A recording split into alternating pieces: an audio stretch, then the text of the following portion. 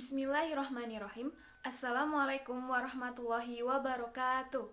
Perkenalkan, saya dari kelompok 11. Nama saya Nikmatul Aliyah Fajri Utami, NIM 230701808030. Di sini saya akan melanjutkan penjelasan dari Mbak Alda. Saya akan menjelaskan tentang analisis jalur berganda dengan variabel intervening. Di sini saya menggunakan referensi buku ini yang berjudul Statistika untuk Penelitian Pendidikan dan Ilmu-Ilmu Sosial karya Dr. Haji Fajri Ismail, MPDI. Jadi, teman-teman bisa membuka buku di halaman 411. Untuk memahami materi ini, kita langsung saja ke contoh soal di belakang ini. Ayo, semangat teman-teman! Langsung saja kita ke contoh soal 14.2 di halaman 411 di buku Statistika. Langsung saja, dalam contoh soal ini, kita akan melakukan penelitian dengan judul Pengaruh Kemampuan Manajerial dan Kemampuan Berkomunikasi Kepala Sekolah serta Gaya Kepemimpinan terhadap Kinerja Guru.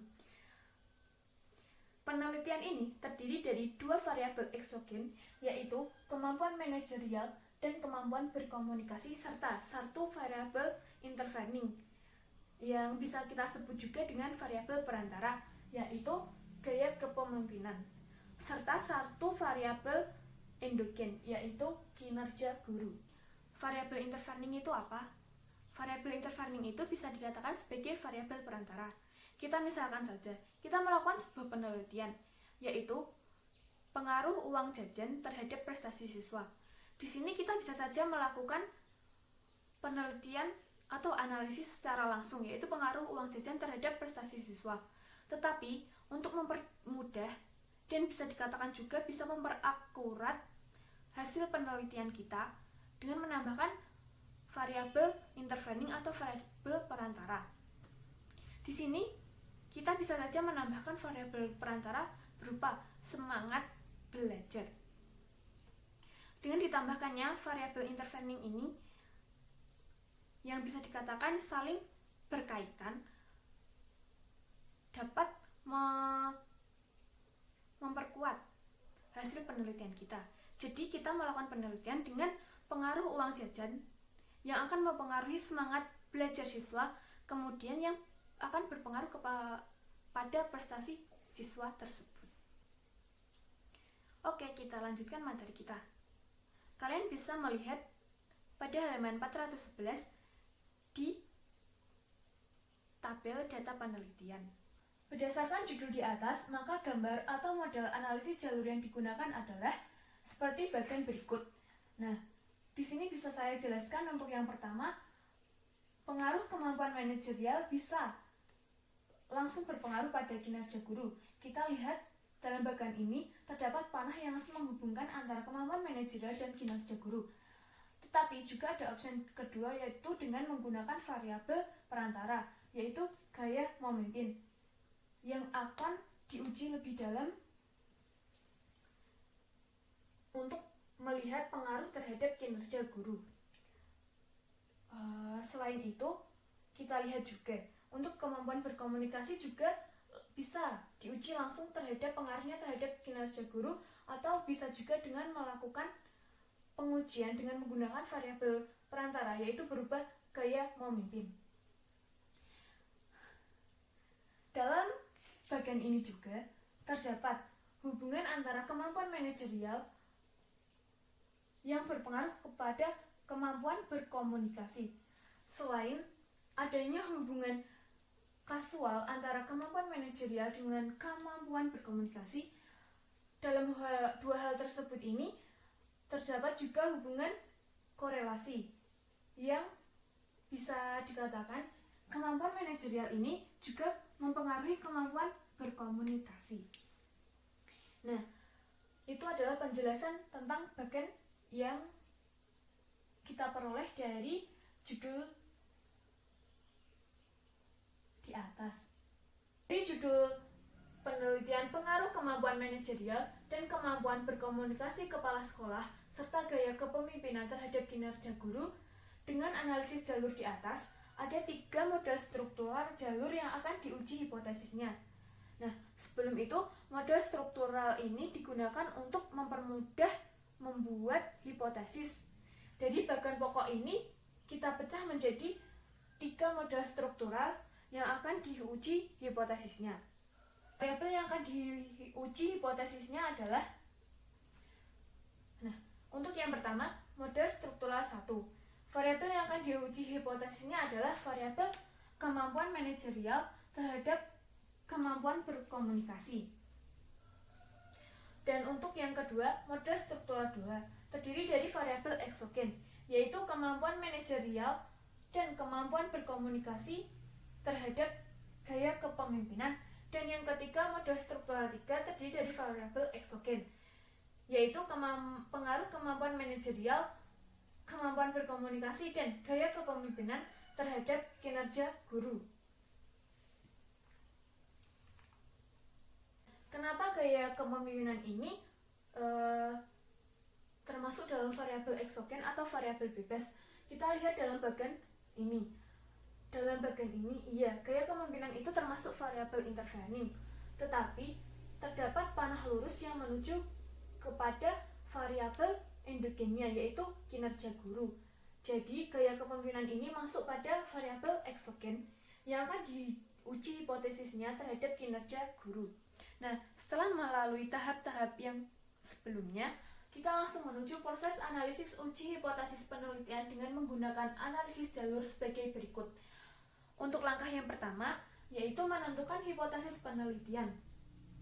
Untuk yang pertama, hipotesis antara variabel X1 dan X2, di mana X1 adalah kemampuan manajerial dan X2 adalah kemampuan berkomunikasi, sehingga diperoleh H0-nya tidak ada pengaruh positif secara langsung kemampuan manajerial dan kemampuan berkomunikasi, dan H1-nya ada pengaruh positif secara langsung kemampuan manajerial dan kemampuan berkomunikasi, sehingga diperoleh hipotesis statistik sebagai berikut. Untuk hipotesis yang kedua, yaitu hipotesis antara variabel X1 dengan X3, di mana X1 adalah kemampuan manajerial dan X3-nya yaitu gaya kepemimpinan, sehingga diperoleh H0 tidak ada pengaruh positif secara langsung kemampuan manajerial dan gaya kepemimpinan, dan H1-nya ada pengaruh positif secara langsung kemampuan manajerial dan gaya kepemimpinan, sehingga diperoleh hipotesis statistik sebagai berikut. Untuk yang ketiga, yaitu hipotesis antara variabel X2 dan X3, di mana variabel X2 yaitu kemampuan berkomunikasi dan X3 yaitu gaya kepemimpinan, sehingga diperoleh H0 tidak ada pengaruh positif secara langsung kemampuan berkomunikasi dan gaya kepemimpinan, dan H1-nya ada pengaruh positif secara langsung kemampuan berkomunikasi dan gaya kepemimpinan, sehingga diperoleh hipotesis statistik yaitu sebagai berikut. Untuk hipotesis yang keempat, yaitu hipotesis antara variabel X1 dan Y, di mana X1 adalah kemampuan manajerial dan Y adalah kinerja guru, sehingga diperoleh H0 tidak ada pengaruh positif secara langsung kemampuan manajerial dan kinerja guru, dan H1-nya adalah ada pengaruh positif secara langsung kemampuan manajerial dan kinerja guru, sehingga diperoleh hipotesis statistik sebagai berikut. Hipotesis yang kelima, yaitu hipotesis antara variabel X2 dan Y, di mana X2 adalah kemampuan berkomunikasi dan Y adalah kinerja guru, sehingga diperoleh H0 tidak ada pengaruh positif secara langsung kemampuan berkomunikasi dan kinerja guru, dan H1 adalah pengaruh positif secara langsung kemampuan berkomunikasi dan kinerja guru, sehingga hipotesis statistiknya sebagai berikut. Dan untuk yang keenam, hipotesis antara variabel X3 dan Y, di mana X3 yaitu gaya kepemimpinan dan Y adalah kinerja guru, sehingga diperoleh H0 tidak ada pengaruh positif secara langsung gaya kepemimpinan dan kinerja guru, dan H1 ada pengaruh positif secara langsung gaya kepemimpinan dan kinerja guru. Hipotesis statistiknya sebagai berikut. Nah, semua hipotesis ini bisa kalian lihat dalam buku di halaman 413 sampai 414.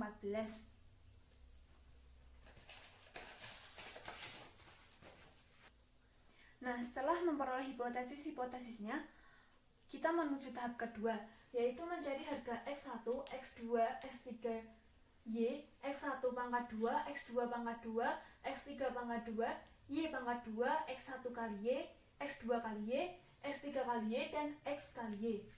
Berdasarkan data pada tabel 14.3 diperoleh harga sebagai berikut. Nah, ini adalah tabel 14.3. Untuk sigma X1 yaitu 266 diperoleh dari data penelitian untuk X1 yaitu 266, dan sigma X2 yaitu 247 yang diperoleh dari penjumlahan data penelitian untuk seluruh data penelitian dari X2.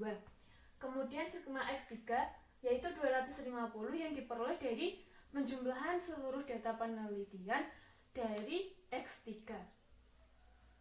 Dan sigma Y diperoleh dari seluruh penjumlahan dari data penelitian kinerja guru atau Y.